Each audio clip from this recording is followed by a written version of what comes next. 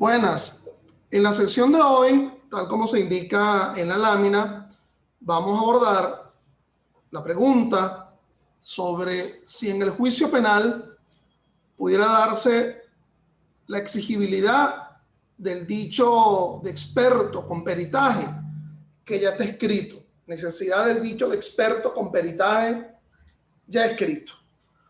Quien les habla es el profesor Ángel Serpa Aponte, y estas disertaciones virtuales sobre aspectos vinculados al derecho penal, el derecho penal procesal, el derecho penal constitucional, se encuentran ubicados en mi canal YouTube, Ángel Serpa Aponte, a los efectos de quien quiera suscribirse al mismo, ingresar al mismo.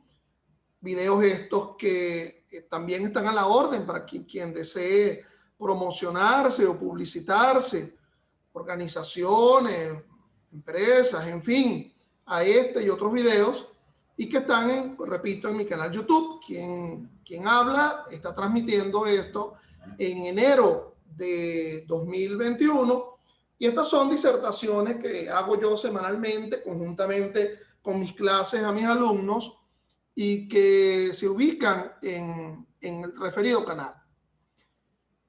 Bueno, mis estimados, el tema de la experticia como prueba, no solamente en el proceso penal, sino que obviamente en todos los procesos, proceso civil, proceso contencioso, buena parte de la regulación de la experticia, por ejemplo, en el proceso civil, lo vamos a encontrar en el propio Código Civil.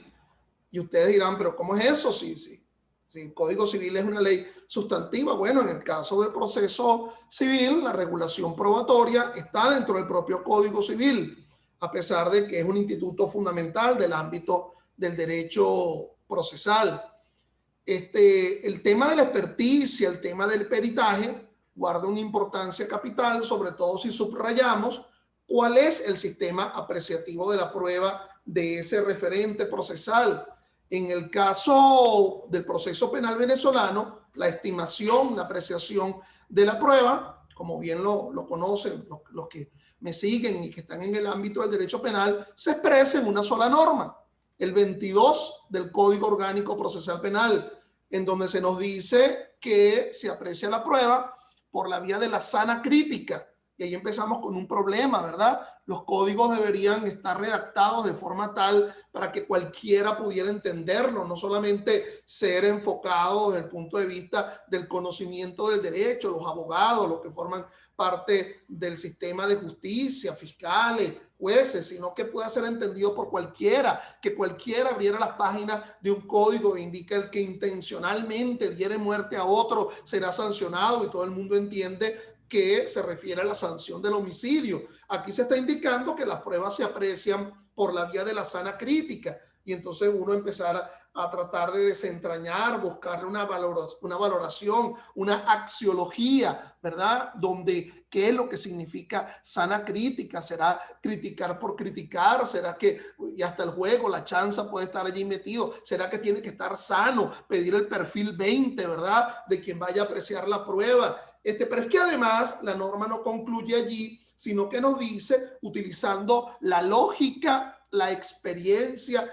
y la ciencia. Y se ha venido indicando que eso de la lógica, la experiencia y la ciencia son los instrumentos de la sana crítica. Es decir, que si yo te pregunto a ti qué es la sana crítica como sistema de apreciación de la prueba, la respuesta no sería la que utiliza la lógica, la experiencia y la ciencia, sino que epistemológicamente me tienes que describir en primer lugar en qué consiste el concepto de sana crítica, y más o menos la doctrina, porque ya te das cuenta que no lo establece la propia norma, y yo no he encontrado ninguna decisión por parte de algún tribunal, por parte del Tribunal Supremo de Justicia, que dé la explicación que voy a dar a renglón seguido, que es que el juez puede cuestionar la capacidad demostrativa de un determinado sujeto de prueba, que ese cuestionamiento que hace el juez de la capacidad de demostración, es decir, de esa idoneidad, de esa pertinencia de ese sujeto de prueba,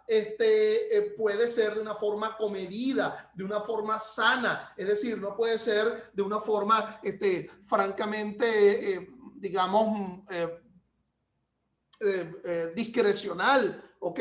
Para no invadir otros ámbitos de la apreciación de la prueba, como es la tarifa legal, por ejemplo, o la libre convicción razonada.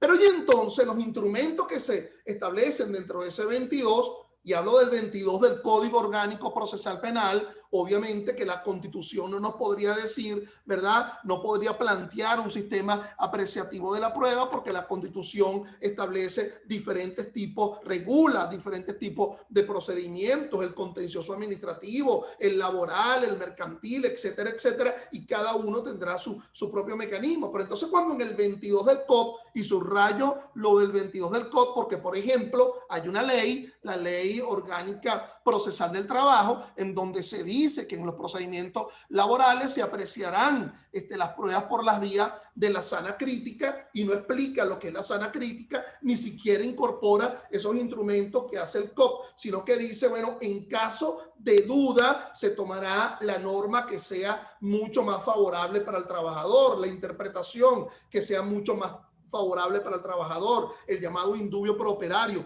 Aquí no, en el COP no se dice, se aprecia la prueba por la sana crítica y en caso de duda se tomará en cuenta la interpretación que sea mucho más favorable para el reo. Pero no importa que no lo diga, porque ya sí asistieron a otra disertación conmigo, la pasada, que fue sobre el indubio pro reo, sabrán que también el 24 de la Constitución en su aparte establece como una especie de paraguas que regula 3 situaciones en ese 24: duda de derecho sustantivo, duda de norma de derecho adjetivo, pero también duda sobre la estimación de la prueba. Y todo esto viene a colación porque si fíjense que los instrumentos de la sana crítica es, en primer lugar, la lógica, el planteamiento de la lógica, los criterios de lógica, los principios de la lógica.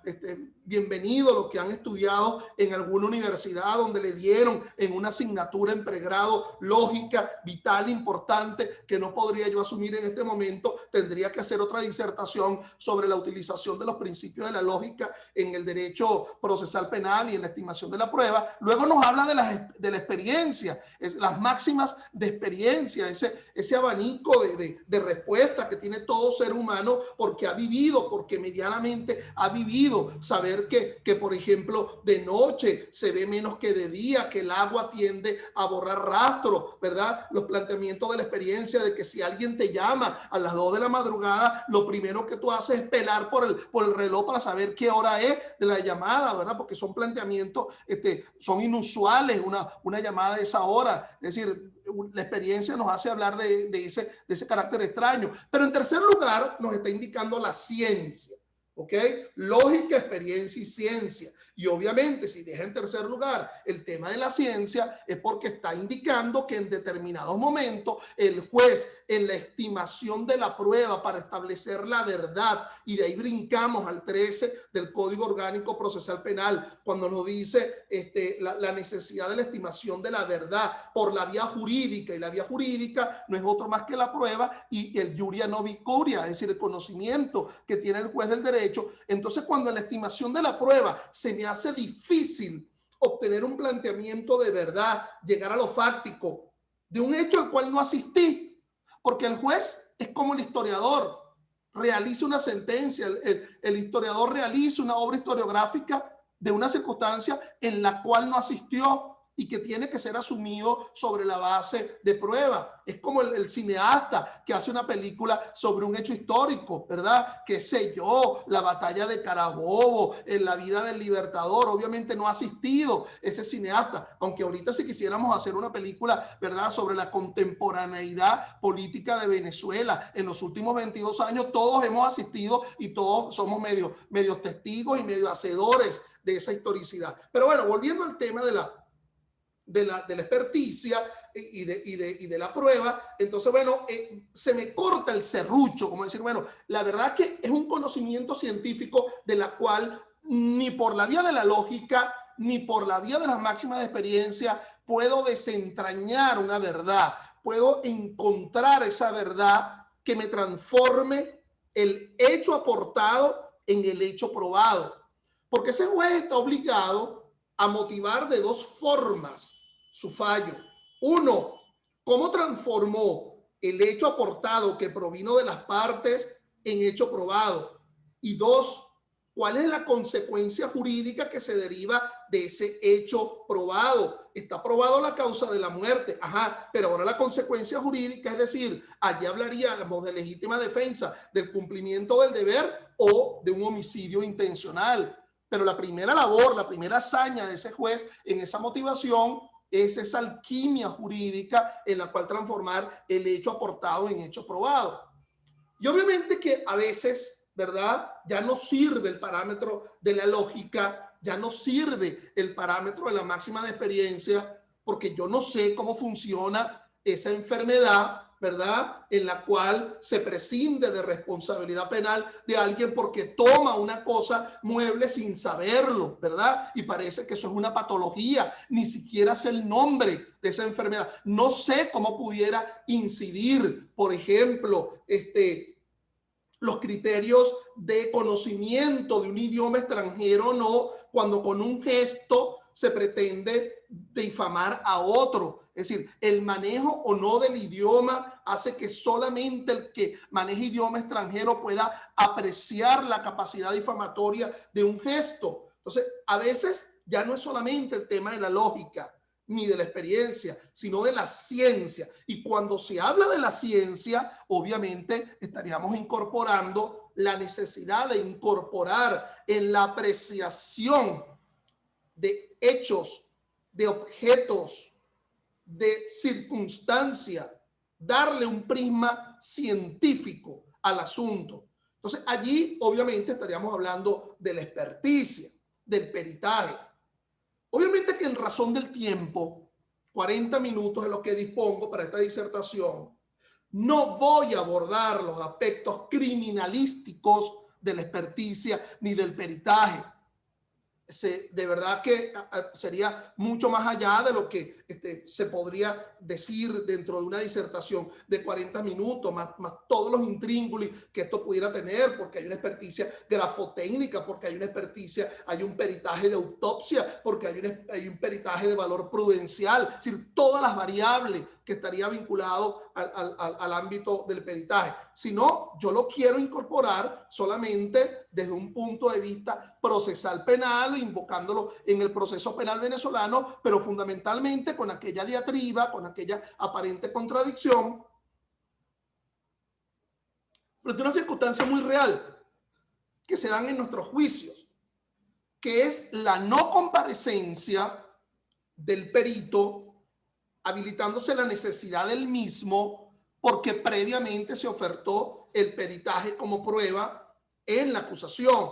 Es decir, aquí estamos dejando de lado circunstancias criminalísticas, estamos dejando de lado circunstancias vinculadas a fases procesales, sino estamos afirmando que necesariamente el fiscal se cree en la necesidad de ilustrar científicamente un hecho para que se derive una consecuencia jurídica y que por lo tanto ofertó una experticia, un peritaje en la mira de la necesidad de que compareciera a ese perito al juicio oral y público. Y allí es donde se da el desencuentro, allí es donde está el tema de la pregunta. Entonces, en la apreciación de ese peritaje, de esa prueba, en primer lugar, debo hacer mi referencia, que siempre suelo hacer en estas disertaciones, sobre el aspecto doctrinario. Mucho se ha escrito en materia de experticia. Recuerden ustedes que poca gente escribe sobre el derecho penal sustantivo. más son los que escribimos y disertamos en el ámbito del derecho procesal penal, pero yo también hago mis pininos en el mundo del derecho penal sustantivo material. Pero si hay algo sobre lo cual se diserta mucho, se escribe mucho, hay una suerte de hemorragia doctrinaria, es en el tema de las pruebas. Pero en el ámbito de la prueba, específicamente, hay dos pruebas que tienen mucho interés, que son fashion, que tienen mucha demanda, que es el tema del testimonio y el tema del peritaje. ¿Okay? Obviamente que el tema del peritaje guarda una importancia capital por la necesidad de demostrar, vuelvo y repito, científicamente determinadas circunstancias. En el ámbito venezolano tenemos muy buenos probacionistas que han publicado, ¿okay? Yo no me canso de recomendar los libros del doctor Roberto Delgado sobre la prueba penal, el libro del doctor Eric Pérez Sarmiento sobre la prueba penal. En el ámbito, digamos, hispanoamericano, el gran libro en materia de la prueba penal son los dos tomos del español Carlos Climent Durán, que se llama así mismo La prueba penal. Pero en el ámbito de la experticia hay dos trabajos recientes que a mí me parecen importantes. Uno de el argentino Mauricio Duce, ¿verdad? Que se llama así mismo La prueba pericial, en el ámbito penal, que tiene un prólogo interesantísimo, tan interesante como el propio trabajo del doctor Alberto Binder, ¿ok? Y un libro de compilación donde mucha gente toca diferentes temas probatorios, un libro de compilación en España, ¿verdad? Que fue dirigido por este gran doctrinario y garantista constitucional del proceso, Joan Pico y Junoy, ¿verdad? Asistido por Carlos de Miranda, que se denomina Peritaje y Prueba Pericial, donde diferentes autores en este libro de compilación abordan el tema de la experticia. Obviamente que en el caso de Duce estamos hablando del proceso argentino, el proceso penal argentino, y en el caso del libro compilado por Pico y Junoy, del proceso penal español, de la ley de enjuiciamiento criminal española. Pero los principios que están allí vinculados nos pueden servir en el ámbito del proceso penal venezolano.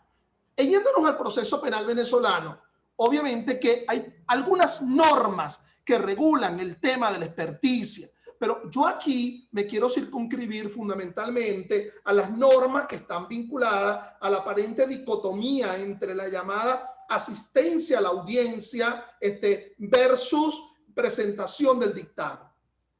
Y yo siempre lo repito en estos cursos. La experticia es una prueba histórica, no histérica, histórica, no por vieja, ¿ok? En estos días me reclamaron en un grupo de estos WhatsApp porque yo utilicé la palabra vieja, ¿no? Entonces pareciera que alguien que quedó aludido o no, entonces tuve yo que hacer cierta... No, es decir, una cosa pretérita, pues, lo que quiero significar.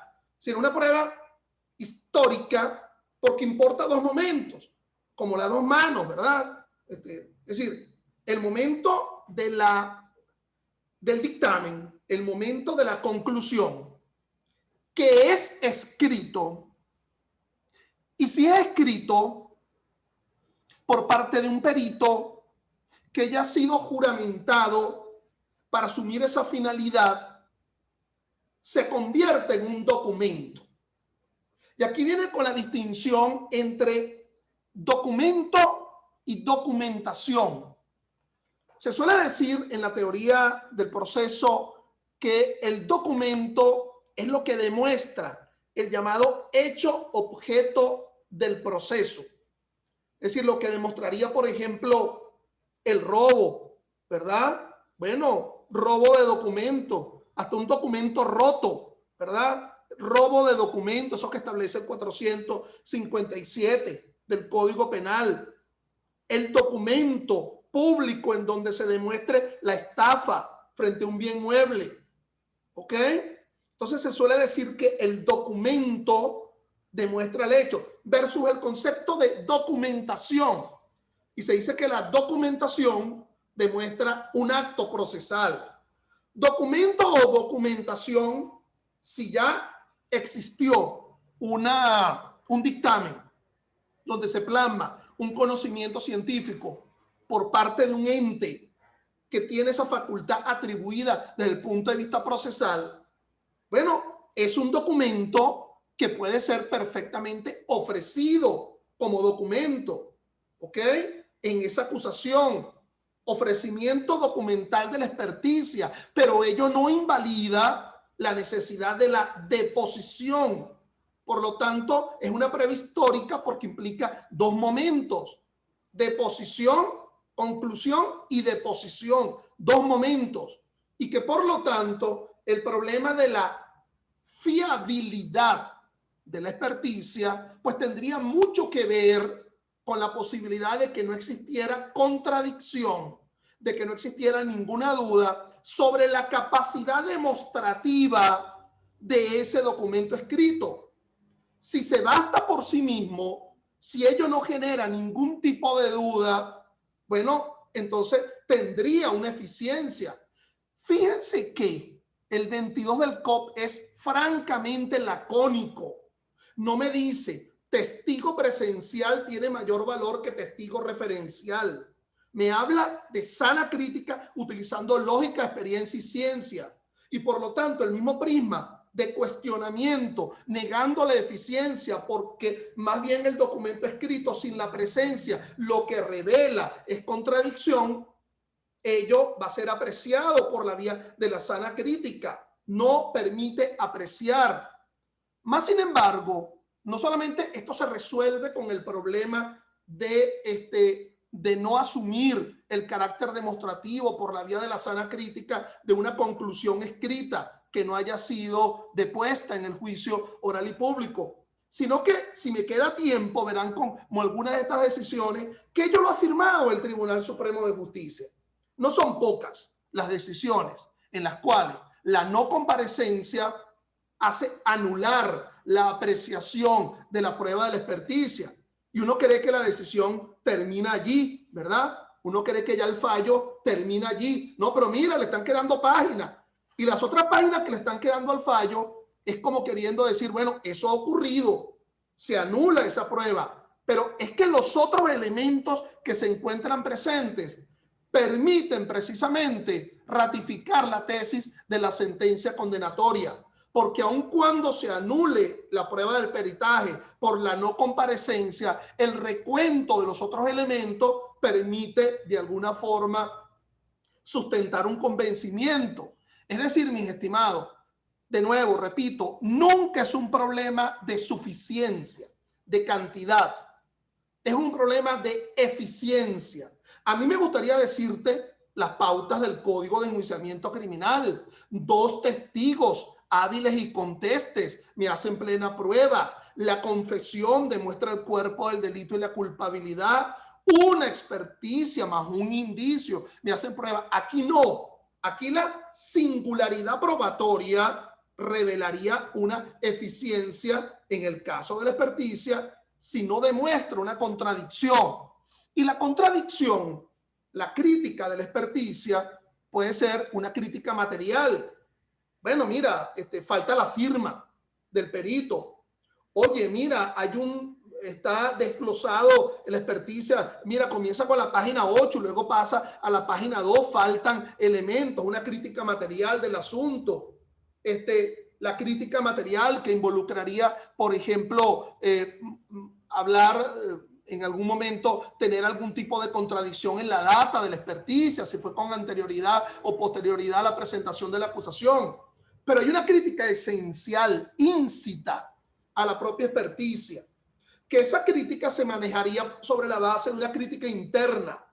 Oye, está haciendo unas conclusiones sobre la base de cannabis sativa, marihuana, y en realidad el objeto a peritar es clorhidrato de cocaína. Al final está revelando la toxicidad de la cannabis sativa, pero el objeto a peritar fue un clorhidrato de cocaína. Oye, al final del camino está hablando de una autopsia y al final se indica que a quien se analizó era una persona que estaba viva. Una crítica interna, pero también puede ser una crítica desde un punto de vista científico.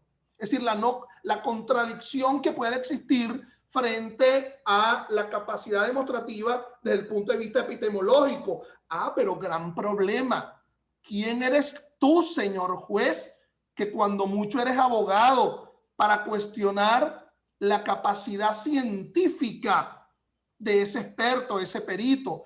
Precisamente la ausencia del perito para que deponga en el juicio y no me ilustre sobre mi escasez científica en el convencimiento de una demostración hecha por escrito, es lo que serviría para no apreciar, para no darle valor a la experticia. Y ahí tendríamos que analizar entonces, pasar al otro tema, al tema de la eficiencia de los otros medios. Dicho en dos palabras, que el problema de la asistencia o no del perito al juicio para que deponga o no ha venido siendo tratado, ¿verdad? No sobre la base de la imposibilidad de condenar, por ejemplo, sino la necesidad de asumir otros medios. Claro, con la evidente contradicción de que qué pasaría si los otros medios no te otorgan la cientificidad de resultado, que es el miollo del asunto. Imaginémonos un tema de alta tecnología, ¿ok? Un problema de necesidad financiera muy importante. Entender, por ejemplo, el valor de un petro, entender, por ejemplo, si hubo o no apropiación de un conocimiento científico en un software de un programa. Entonces, bueno, claro, el testigo podrá decir, vi el juego, disfruté del juego. El otro podrá decir, bueno, yo hice la cancelación del petro, pero el problema es el andamiaje científico, que es lo que va a conducir al supuesto de hecho de ese delito. Entonces, fíjense que hay algunas normas que regulan el asunto. Por ejemplo, las pruebas conforme al 22, como lo indicamos allí, se aprueba, es decir, la apreciación de la prueba conforme al 22 del COP se asume utilizando la sana crítica, y ya diserté al respecto, utilizando la lógica, los conocimientos científicos y las máximas de experiencia. Lo que no puede haber es contradicción entre ellas en esos instrumentos. Oye, la lógica sí lo permite, pero la ciencia no. Debe haber coherencia. Hay dos principios que son interesantísimos. El principio de la comunidad probatoria o el principio de adquisición. Las pruebas que ya han sido aportadas ya le pertenecen al propio proceso y no a la parte que la ha ofrecido. Pero también existe el principio de la unidad probatoria. Todo ese cúmulo de comunidad probatoria como un solo ente, como una unidad, debe servir para sustentar la tesis de la sentencia. Si es absolutoria y si el problema es de prueba, es porque hay dudas razonables sobre la capacidad demostrativa de la cantidad y calidad de la prueba, porque también puede haber sentencia absolutoria ya no por el tema probatorio, sino porque se ha demostrado ambos hechos o un problema de despenalización de una conducta, por ejemplo. O la sentencia condenatoria, porque todo el cúmulo, toda esa comunidad en un todo único, sin contradicción de ninguna especie, permite sustentar la tesis de la sentencia condenatoria. Oye, vale, pero hay dos pruebas que no se ascriben a eso. Bueno, esas pruebas son mendaces, no son fiables y por lo tanto no pueden dejar de ser apreciadas, pero se tiene que destacar su mendacidad en contradicción con el otro cúmulo probatorio. Entonces, eso es lo que nos dice el 22. Por su parte, el ofrecimiento de la prueba nos lo estima el 308 del COP en la primera oportunidad de ofrecimiento probatorio, porque ustedes saben que existen varias oportunidades de ofrecimiento probatorio. La primera sería la acusación pública 308, pero esa se antecede, por ejemplo, a la prueba nueva 311.8 del COP, la misma prueba de descargo que puede ser ofertada por la defensa en el escrito de excepciones. Entonces, en el 308 se nos dice los fundamentos de la imputación con expresión de los elementos de convicción que la motivan. Es decir, por ejemplo, en el caso de la experticia que haya convencido al titular de la acción penal, al fiscal, pero él ahora tiene que convencer a otro. Y por lo tanto, como lo dice el 308, no solamente basta con que tú precises los elementos de convicción que autónomamente convencieron al fiscal, sino el ofrecimiento de los medios de prueba que se presentarán en juicio. con indicación de pertinencia o necesidad. Fíjate que ese numeral 5 del artículo 308 del COP no te habla de capítulos, ¿ok?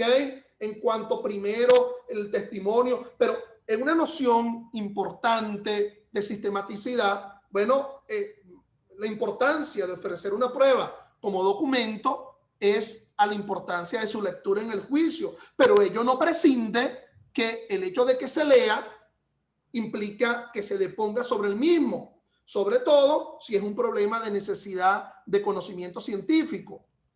El 223 del COP, el Ministerio Público realizará o ordenará la experticia cuando para el examen de una persona o objeto o para descubrir o valorar un elemento de convicción se requiera conocimiento o habilidades especiales en alguna ciencia, arte u oficio.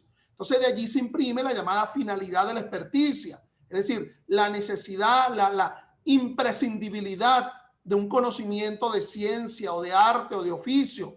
El fiscal podrá señalarle a los peritos los aspectos más relevantes que deben ser objeto de la peritación sin que esto sea limitativo y el plazo dentro del cual, porque a fin de cuentas, ese perito es el que me va a otorgar el valor científico para conllevar, en primer lugar, una convicción fiscal y en segundo lugar, a una convicción jurisdiccional por el previo ofrecimiento de la prueba.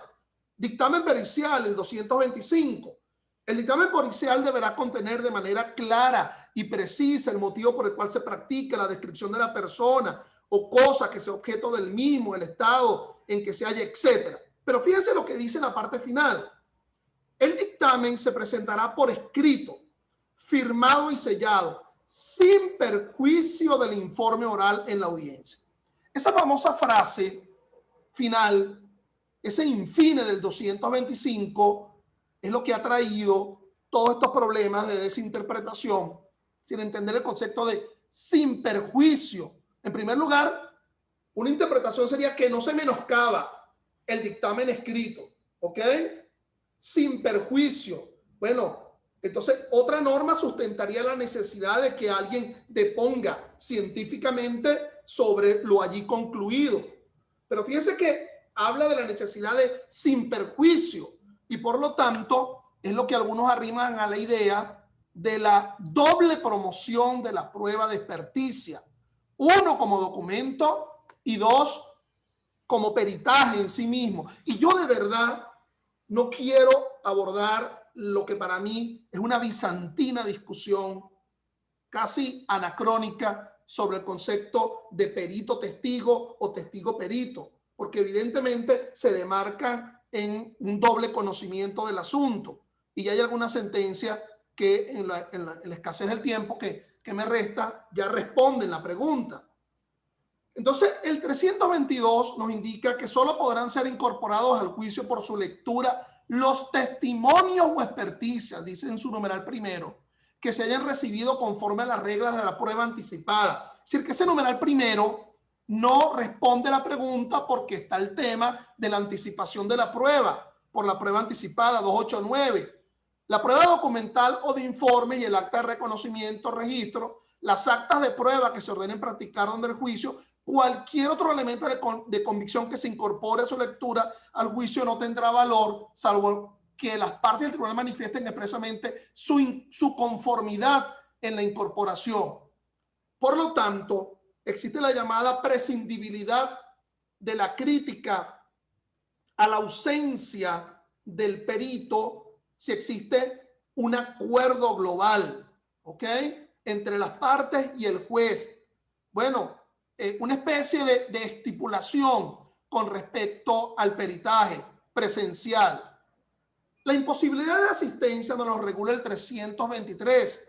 Los órganos de prueba que no puedan concurrir al debate por un impedimento justificado serán examinados en el lugar donde se halle por el juez. Si se encuentran en lugar distinto o se trata de personas que no tienen el deber de concurrir, el juez se avisará sin demora al juez de aquel lugar. En ambos casos se ordenará por cualquier medio tecnológico audiovisual la recepción y reproducción del acto y las partes podrán participar en él.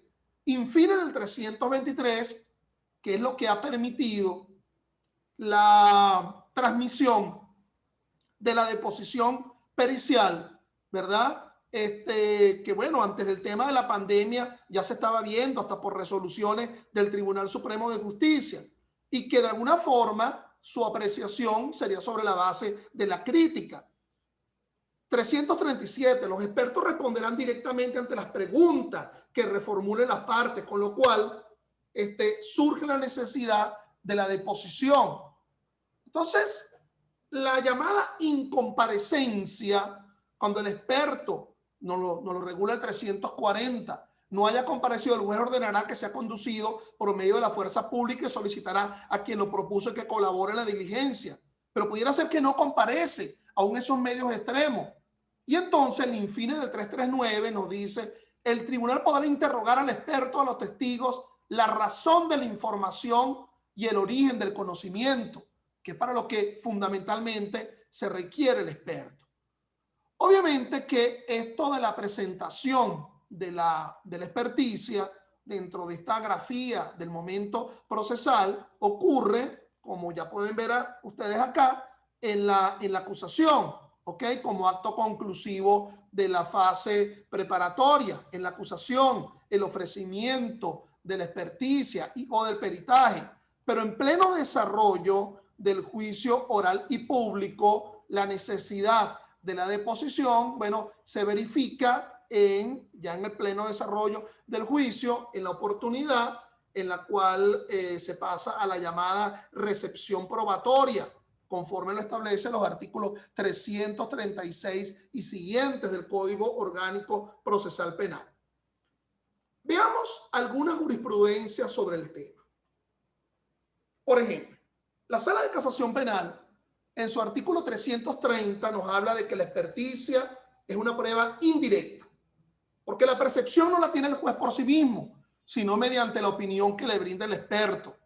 Y entonces, esa decisión, la 330 del 09, nos indica: esa prueba fue ofrecida por el Ministerio Público y aceptada por el juez de control en su oportunidad como una prueba documental, y por lo tanto el juez de juicio puede valorarla o podía valorarla como tal.